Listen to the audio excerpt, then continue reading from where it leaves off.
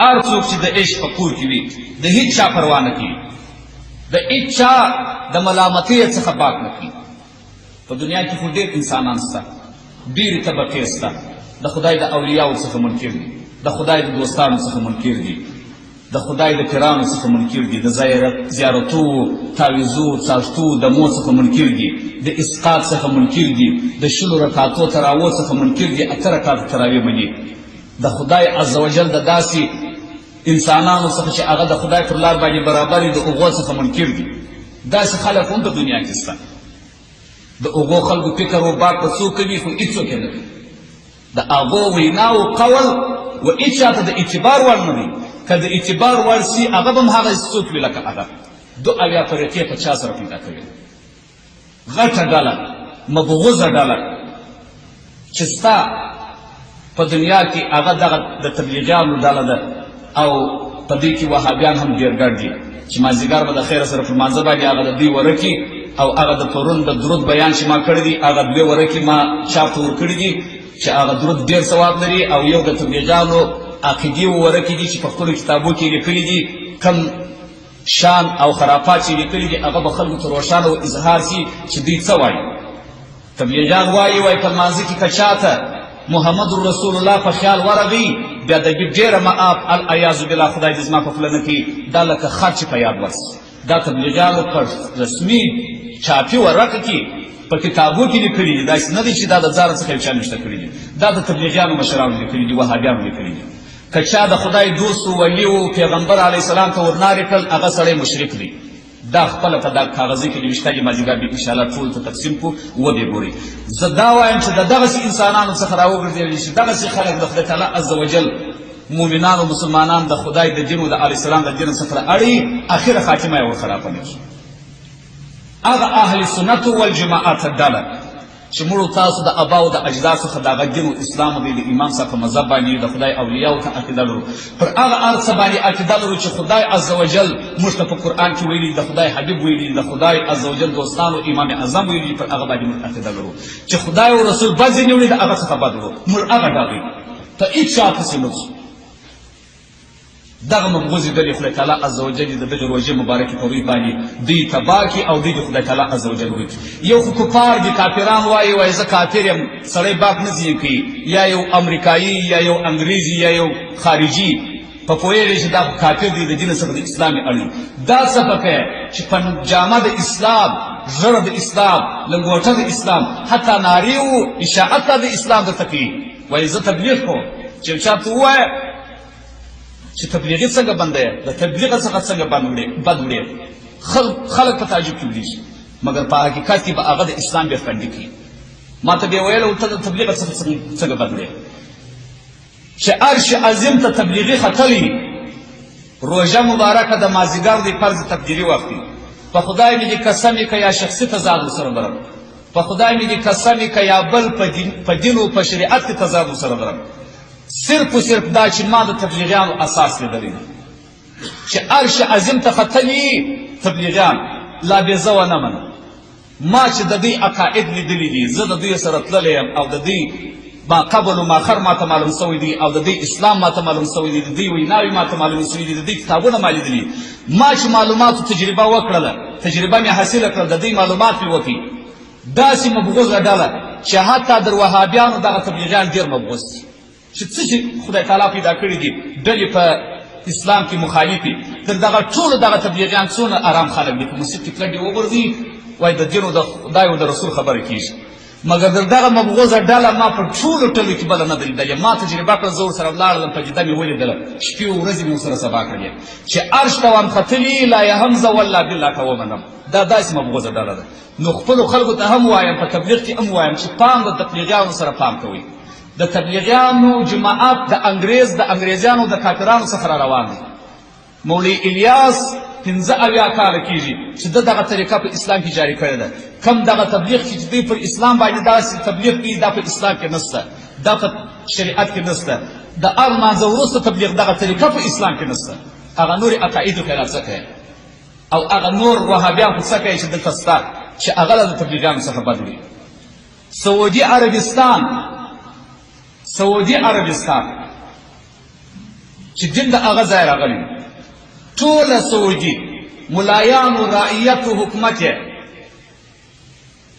په حدیثو باندې عمل کوي اکثره وایي هغه وهابیان دي مګر د تبلیغي څه داسې بد وړي چې په ټول سعودي کې یو تبلیغي څوک نه پرېږدي او و تبلیغ ته اجازه سته خلاص چې په حرم شریف کې یو دوه نفر د کښېني عسکر یې نیسي د دا غاړه پسې اخلي تبلیغي په سعودي کې نه پرېږدي عرب دغسې بد وړي ولې د دې عقاید ورته معلوم دي فقط دا یو په پاکستان کې ډېر دي او بل دلته په کندهار کې او دغه نه غټ لاس هم لري ولې انګریزان لاس نه لري دغه نه غټ لاس لري چې د غټو غټو خلکو سره د حکومت دې لاسونه لري ما چې هغه ورځې یې وایي موږ فضایل بیانوو فتواوې نه باسو ما ورته وویله مال دا دین د اسلام پر فضایلو نه دی بنا دا پر احکامو بنا دی خلک د لمانځه و اوداسه و احکامو ته ضرورت لري فضایل څه کوي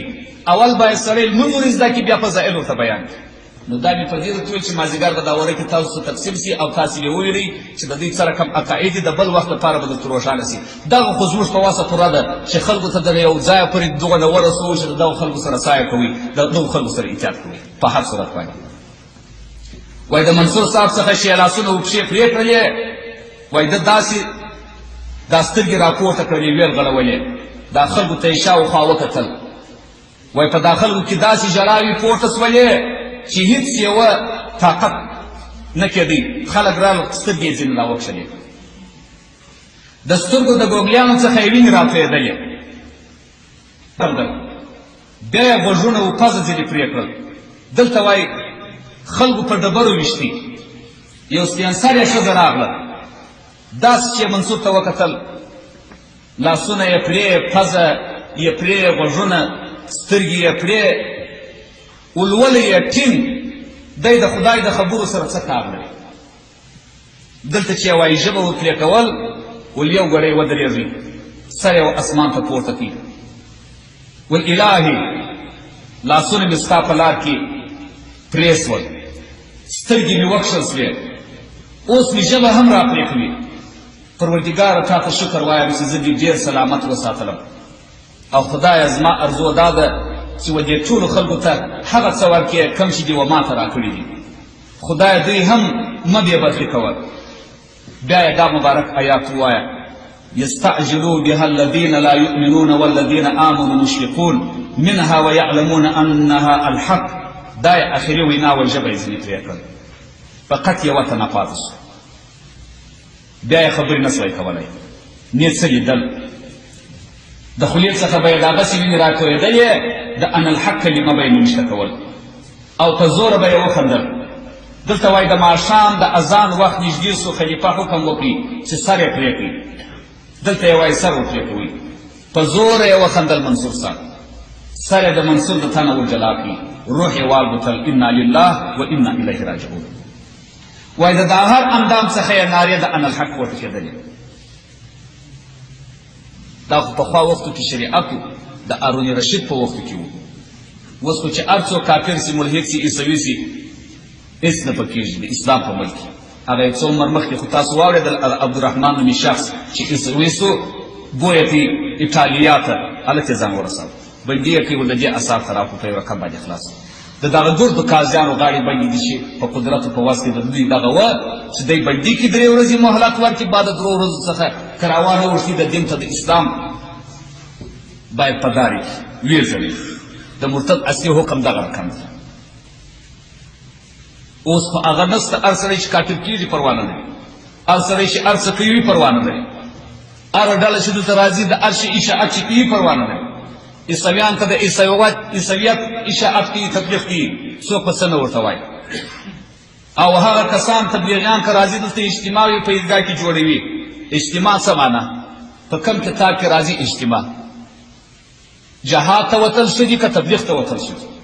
تاسو د تبلیغیانو څخه یو وخت دغه اورېدلي دي چې راځي جهاد فرض دی په افغانستان کې یا د شوروي په وختو کې یا اوس که یو چا وویل چې تبلیغیانو په کتاب کې لیکلي دي یا در اوسه تبلیغیانو دغه ویلي دي چې جهاد سته در سره راسي دا زما سر راپرې کړي د تبلیغي څخه به دا وانه اورئ چې جهاد سته په اسلام کې جهاد نه مني دی جهاد فی سبیل الله دغه ته وایي چې په تبلیغ کې وځي دی کتابونه نه مني مدرسې د طالبانو نه مني چې په مدرسو کې سړی سبق ووایي دی وایي په تبلیغ کې وتل بس دغه دین دی دغه علم دی خلاص وایي ته چې بې علمه بې هنر ګرځې پلنډه په شا به لکه خر ګرځې دغه نه اوږده ژر برېتونه یې پاک رېلي بله شپه دلته رالي ما راپورته کړي د حجرې بام ما ورته مولوي صاحب یې ول نه خالق ګوګ یم مال هېڅ شی دې نه دي زده ول هېڅ شی مې نه دي زده مال دا برېتونه دې ولې خرېلي دي ول دا سنت دي مال خو زه به شیخ ته راواخلم د مشکات شریف شرحه دا زما سره پرته ده شیخ عبدالحق صاحب لیکلي دي چې برېتونه په چاړه باندې خریل بدعت دي په غشي باندې دې وایي تا خرېلي ولې دي باره که نه زموږ ملایان موږ ته وایي چې برېتونه خریل سنت دي مال برېتونه خریل بدعت کتابونه کډک ته په دغه لا نه پوهېږې مال ته څه کوې ول زه زده کړې دپاره راغلی مګر دلته خلک ورته ناست وه تبلیغ یې ورته کوه ما ورته وویل چې او ملا صاحبه او امیر صاحبه او صوفي صاحبه او تبلیغي صاحبه دغه یو بیت شیخ سعدی شرازي در په یاد کړه چې هغه په پنج کتاب کې وایي چې بې علم نتوان خدا را شناخت بې علمه سړی خدای نسي پېژندلی نو ته به نورو ته څه شي ور وښیې مال ته خدای پېژنې ول و مال خدای یو دی که دوه ول یو دی مال په کم دلیل یو دی ول نه وي دي مال د خدای وحدانیت ته نسي ثابتولی چې خدای یو دی که دوه په کم دلیل باندې خدای یو دی زر دلیله د خدای د وحدانیت سته زر دلیله علم افضل دی که په تبلیغ کې وتل افضل دی ولتکن منکم امة یدعون الی الخیر ویأمرون بالمعروف تبلیغ خدای نظم کوم یوه روژه درته کوم چې روژه تېره سي شپږ میاشتې بیا زما خبرې نه سي اورېدلی خلاص د جمعې په ورځ لا بیا هم درته کوم خپل کتابونه و خپل درس کوم تبلیغ خو یو په روژه کې خلک خلاص شي راځي ولا تبلیغ ته کښېني یو د جمعې په ورځ لکه خطبه چې سړی وایي خلاص د لمانځه وروسته تبلیغ تا لیدلی چې راغلی په کتاب کې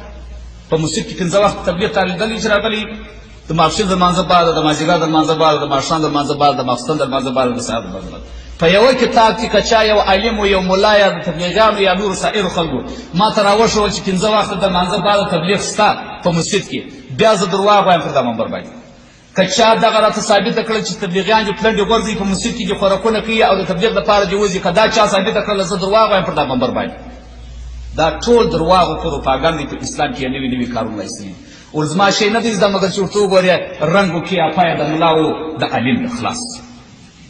دغسې انسانان زموږ ستاسو په وطن کې پیدا سوي دي او زموږ ستاسو خلک اړوي او موږ تاسو هم په پسې کېږو او لا خبرې کوو چې ګوره دا کاري صاحب ولا د دې ډلې سره زه زه د ټولو ډلو سره زه یم بغیر له ډلې څخه د اسلام چې هغه حق ډله د اسلام ده اهل سنت والجماعت دي بغیر له هغې یوې ډلې څخه ما سیوا نور چې هر څه ډلې دي ټول د خدای تعالی عز وجل په اور د دوزخ وسوځي ټول د الله عز وجل تباه او برباد وګرځي یوه ډله ده په اسلام کې اهل سنت والجماعت رسول الله ته صحابه وویل هغه کومه ډله ده وما انا علیه و اصحابي چې زه رسول او زما اصحاب پر هغه باندې تللي دي هغه ډله زما ده هغه ډله ناجیه ده د عذابو څخه د خدای خلاص ده چې موږ تاسو تقلید د مذهب کو د خدای اولیاء منو زیارتونه منو تعویض منو طریقت منو اسلام منو پر خپل اباو د اجدا پر طریقه باندې منځونه کو دغه ډله د اسلام ده نور ګرد مخالفې دي ګرد فرقې باطله دي اهل النار دي خاوندانو دوزخ دي دا بیان ډېر دی په هر صورت باندې دلته وایي د ماښام د اذان وخت نږدې سو خلیفه حکم وکړي چې سر یې پرې کړي د منصور صاحب دلته یې وایي سر ورپرې کوئ په زوره یې وخندل سر یې د منصور د تن نه وجلا کړي روح یې والوتي وایي د دا هر اندام څخه یې نارې د ان الحق پورته کېدلې دستي یې ټوټه ټوټه و پارچه پارچه کړي سبا چې سو دلته وایي فتنه پورته کېدل نو یې په اور کې دا ټوټې وسوځلې وایي د دا هرې ټوټې څخه د ان الحق غږ پورته کېدی د دا هرې ټوټې د وینو څخه چې پر مځکه بلبېدی ان الحق وکښي کله چې یې وسو نو یې ایرې د بغداد په لوی دریاب کې واچولې وایي د اوبو پر سر به د ان الحق کلمه نوشته سوه وایي یو وارې دریاب پر جوش راغی نږدې و چې بغداد یې غر کړی وایي منصور صاحب وایي په خپل حیات کې خپل ملنګ مرید ته وصیت کړی و چې زما د وجود ایرې به په رود کې وغورځوي هغه به جوش وکړي نو ته به زما ګودړۍ ورته ونیسې هغه به بېرته ارام شي هغه ملنګ هغه ګودړۍ د منصور صاحب راوړل چې رود ته یې ونیول رود اوبه بېرته کرارې سولې جوش یې ختم شو هغه ایرې وایي یو ځای سولې هغه یې راوکښلې په مځکه کې یې ښخې کړلې وایي په طریقت کې هېڅوک دونه مخته نه دی تللی لکه منصور صاحب عثمان مکی د استاد یو کاغذ یې کتی منصور صاحب عثمان مکی پر راغی ول چشته ول د قرآن سره مقابله کو